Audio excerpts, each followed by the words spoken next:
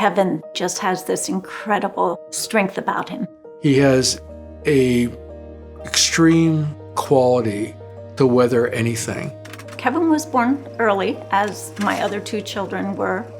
His upper left lung had filled with too much air, was compressing his heart. But he is such a fighter, and he pulled through that.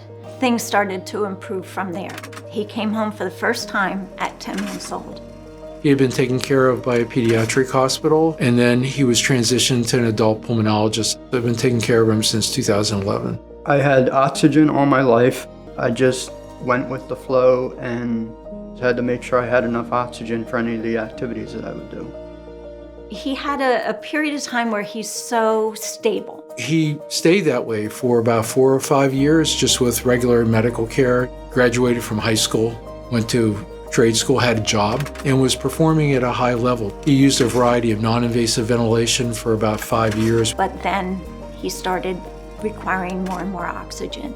Things really took a dive last summer. He was admitted to the hospital repeatedly for respiratory failure, despite being very compliant with the therapy. I said, "What am I doing wrong?" Dr. Criner said, "You're doing nothing wrong."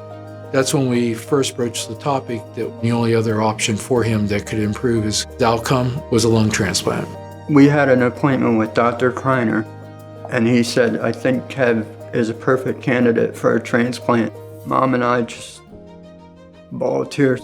His nurse called and they said, "We have an offer for a double lung, perfect lung." It was total relief. He had the skill of who's probably the most accomplished lung transplant surgeon worldwide. Dr. Toyota was there to put his double lung in.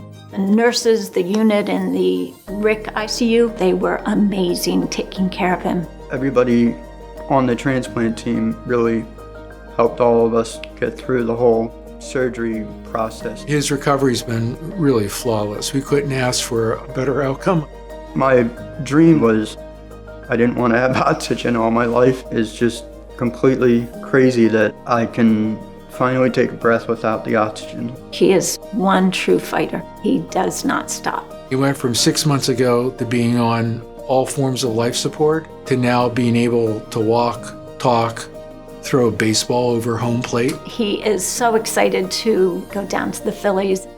Ladies and gentlemen, throwing out a ceremonial first ball, double lung transplant recipient, Kevin Chris. Way to go, Kevin! Criner helped me pull through this whole transplant. We have total confidence in our whole journey and what Temple and Dr. Criner have done for him.